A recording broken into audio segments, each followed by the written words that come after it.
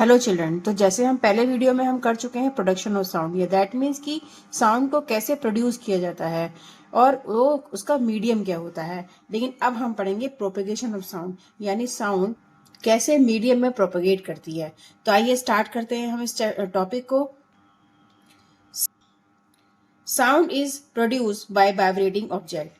Sound कैसे produce होता है? जब हम किसी ऑब्जेक्ट को वाइब्रेट कराते हैं। द मैटर और substance through which sound is transmitted is called medium. और वो मैटर या फिर सब्सटेंस जिसमें कि वो साउंड ट्रांसमिट होता है उसको हम बोलते हैं मीडियम। ठीक है। It can be solid, liquid और गैस। ये सॉलिड भी हो सकता है, लिक्विड भी हो सकता है और गैस भी हो सकता है। जैसे कि आपने इससे पहले वाले टॉपिक में एक एक्टिविटी करी थी जिसमें कि आपने क्या करा था, जो टर्निंग फॉग था उसको आपने वाइब्रेट कराकर वाटर के अंदर डाल दिया था और आपने देखा था कि वाटर की सरफेस पर एक सेंसेशन क्रिएट हो गई थी। तो वहां पर आपको क्या पता चला कि जो लिक्विड है वो भी क्या है, एक मीडियम का काम कर रहा है किसी साउंड को प्रोड्यूस करने के लिए। इसी तरीके से सॉलिड भी है। सॉलिड भी क्या करता है, साउंड प्रोड्यूस करता है। जैसे कि अगर हम एक एग्जाम्पल के थ्रू समझें कि हम किसी डेस्क के ऊपर अपने कान को रखते हैं और वहां पर डेस्क को टक टक करके बजाते हैं, और जब हम सुनते हैं दैट मीन्स कि वो जो साउंड है हम कैसे सुन पा रहे हैं, क्योंकि सॉलिड भी क्या कर रहा है, एक मीडियम बन रहा है उस साउंड को प्रोड्यूस कराने के लिए, प्रोपेगेट कराने के लिए। सिमिलरली गैस भी ऐसे ही है। Sound move through a medium from the point of generating to the listener.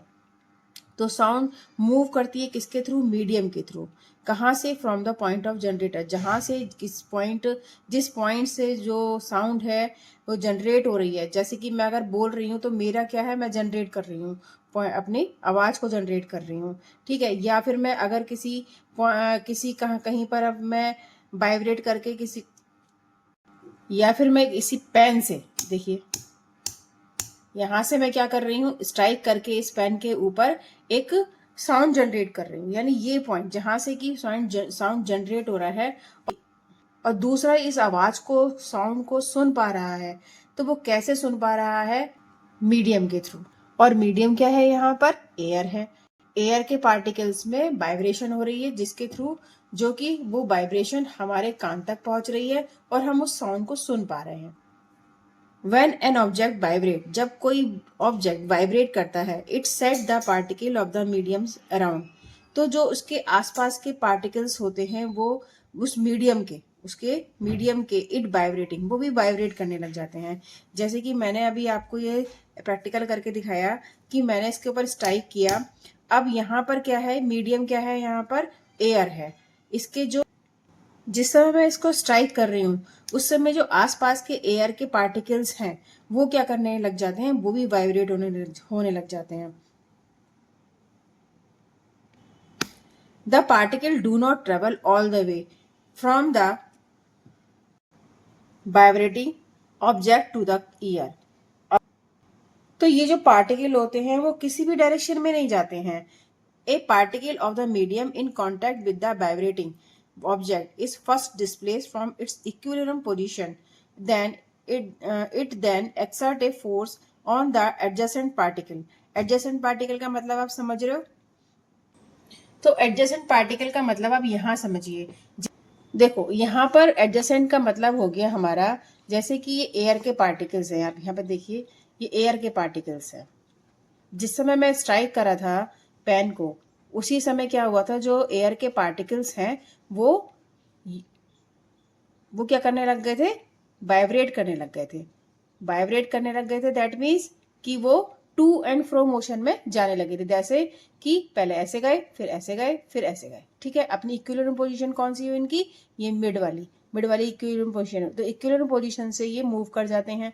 लेकिन ऐसा नहीं होता है कि ये जो पार्टिकल हैं मूव करे और इधर आ गए, ऐसा नहीं होता। ये अपनी पोजीशन को चेंज नहीं करते, बल्कि क्या करते हैं, नेक्स्ट वाले पार्टिकल को पुश करते हैं और नेक्स्ट वाला पार्टिकल नेक्स्ट पार्टिकल को पुश करता है और अपनी ही पोजीशन पर आकर बैठ जाता है। ठीक है। तो इस तरीके से ये वाइब्रेट करते हैं, ये एयर के पार्टिकल्स भी। आगे देखिए हम इस टॉपिक को समझेंगे। तो देखिए आप अब इस पॉइंट को आसानी से समझ लेंगे। ए particle of the medium in contact with the vibrating object is first displace from its equilibrium position. That means कि जो हमने पार्टिकल्स, जब हमने किसी ऑब्जेक्ट को एक दूसरे से स्ट्राइक कराया था तो उस समय जो एयर के पार्टिकल थे वो क्या कर रहे थे, जो उस समय उसके कांटेक्ट में थे, जिस समय हम उसको स्ट्राइक कर रहे थे उसी के कांटेक्ट में थे, तो with the vibrating object is first displace, वो भी क्या करने लग जाते हैं, वाइब्रेट करने लग जाते हैं। और सबसे पहले क्या करते हैं, अपनी इक्विलिब्रियम पोजीशन से को चेंज करते हैं और वहां से डिस्प्लेस हो जाते हैं। ठीक है, it then exert a force on the adjacent particle, और उसके अपने बराबर वाले पार्टिकल पर एक फोर्स एक्सर्ट कर देते हैं। एज द रिजल्ट, इसका रिजल्ट क्या निकलता है, which the adjacent particle gate displace from its position of the rest, कि अगर पहले रेस्ट में जो पोजीशन, जिस रेस्ट पोजीशन में वो पार्टिकल था, अब वो क्या है, अपने एडजेसेंट पार्टिकल को डिस्प्लेस कर देता है। After displacing the adjacent particle, the first particle come back to its original, फिर क्या करता है कि वो जो एडजेसेंट पार्टिकल है, आगे वाले पार्टिकल को उसने क्या करा, पुश करा, और फिर अपनी पोजीशन पर आकर बैठ गया, है ना, फिर कम बैक टू इस ओरिजिनल पोजीशन, अपनी ओरिजिनल पोजीशन पे आके बैठ गया। दिस प्रोसेस कंटिन्यू, अब यही प्रोसेस क्या होता है, कंटिन्यू चलता रहता है, किसमें, मीडियम में, till the sound reach your year, जब तक कि कान तक, आपके कान तक वो साउंड नहीं पहुंच जाती।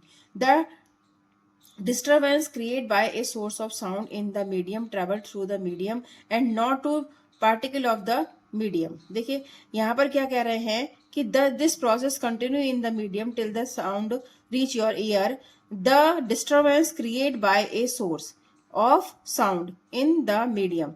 तो ये जो डिस्टरबेंस क्रिएट हुआ है वो किस वजह से हुआ है, जब मैंने उस पेन को स्ट्राइक किया था तभी जो एयर के पार्टिकल्स थे उसमें डिस्टरबेंस क्रिएट हो गया था।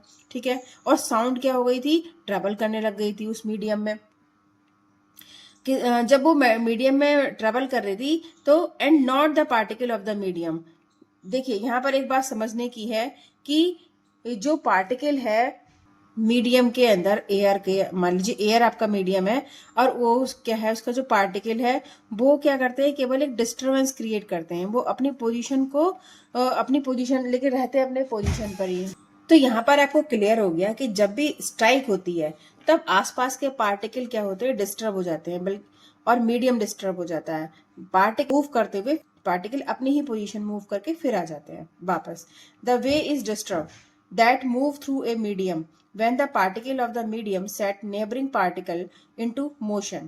The way is disturbance, ये जो disturbance हुआ है, that move through a medium, जिसमें कि जो मीडियम है वो मूवमेंट में आ गया है, when the particle of the medium set neighboring particle, जब जो पड़ोसी वाले पार्टिकल को क्या कर रहा है, मीडियम के, वो स्ट्राइक कर रहा है इनटू मोशन, मोशन में लेकर आ रहा है। जैसे कि आपने अभी देखा था बोर्ड पर कि जो पार्टिकल हैं वो अगले वाले पार्टिकल को मोशन करा देते हैं, उससे टकराकर उसे आगे बढ़ा देते हैं, फिर अगला वाला पार्टिकल फिर दूसरे वाले पार्टिकल को मूव करा देता है, लेकिन फिर वो सारे पार्टिकल अपनी ही पोजीशन पर आ जाते हैं, दूसरे वाले पार्टिकल को मूव कराकर अपनी ही इक्विलिब्रियम पोजीशन पर आ जाते हैं। The turn they in turn produce similar motion in other. तो ये जो मोशन है ये सिमिलर, वही मोशन बार बार करते रहते हैं। तो देखिए यहाँ पर वही बात आपको समझाने की इन्होंने कोशिश करी है। The particle of the medium do not move forward themself, कि जो मीडियम के पार्टिकल हैं वो खुद को आगे नहीं करते, आगे नहीं चले जाते वो, but the disturbance is carried forward, बल्कि डिस्टर्बेंस को आगे बढ़ाते हैं। ठीक है, this is what happened during propagation of sound in a medium. क्या होता है जब मीडियम में इस तरीके की साउंड प्रोड्यूस होती है, hence sound can be visualised as a wave. तो हम यहाँ पर वेव, साउंड को कैसे देख सकते हैं, एक वेव की फॉर्म में देख सकते हैं। Sound wave are characterized by the motion of particle in the medium and are called mechanical wave। तो जो साउंड वेव है उसकी कैरेक्टरिस्टिक क्या है कि जो मोशन करता हुआ पार्टिकल है, ठीक है, मीडियम का, वो मैकेनिकल वेव, उसको हम बोलेंगे मैकेनिकल वेव। ठीक है, प्रोपगेट थ्रू द मीडियम, और प्रोपगेट कर देती है। Compression is a region of high pressure, जहां पर कंप्रेशन शो हो रहा था वहां पे प्रेशर एयर का बहुत ज्यादा है। And rarefaction is region of low pressure, और जहां पर रेयर था वहां पर, जहां पर कि जो एयर के पार्टिकल थे दूर दूर शो हो रहे थे, वहां पर लो प्रेशर था।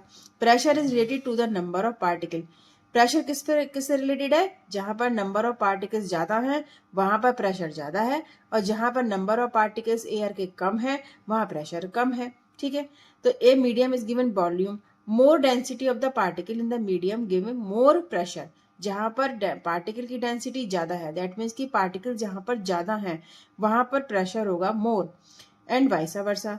दस propagation of sound can be visualized as propagation of density, vibration और pressure vibrating in the medium। ठीक है, तो इस तरीके से प्रोपेगेट करती है कोई भी साउंड, और हम उसको विजुलाइज भी कर सकते हैं as propagation of density variation और प्रेशर वेरिएशन। तो वहां पर क्या है कि प्रेशर भी वेरिएशन दिखाता है, जहां पर डेंसिटी वेरिएशन होता है वहां पर प्रेशर वेरिएशन भी मीडियम में दिखाई देता है। तो ये आपको टॉपिक समझ में आ गया होगा। नेक्स्ट टॉपिक पर हम बात करेंगे, वो नेक्स्ट टॉपिक है हमारा sound wave are longitudinal wave.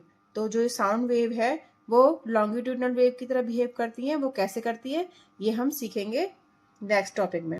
तो नेक्स्ट टॉपिक का वेट करिए और इससे पहले वाली वीडियो को आप जाकर वॉच कर लीजिए, जिससे कि आपको सारा क्लेरिफिकेशन हो जाए कि आखिर साउंड है क्या, कैसे प्रोगेट करती है और कैसे वो प्रोड्यूस होती है, उसके लिए मीडियम की कैसे नीड होती है और कैसा मीडियम होता है। तो यहाँ पर हम आगे नेक्स्ट वीडियो में नेक्स्ट टॉपिक पर बात करेंगे आगे। Thank you very much. Channel को सब्सक्राइब और लाइक तो जरूर कर लेना।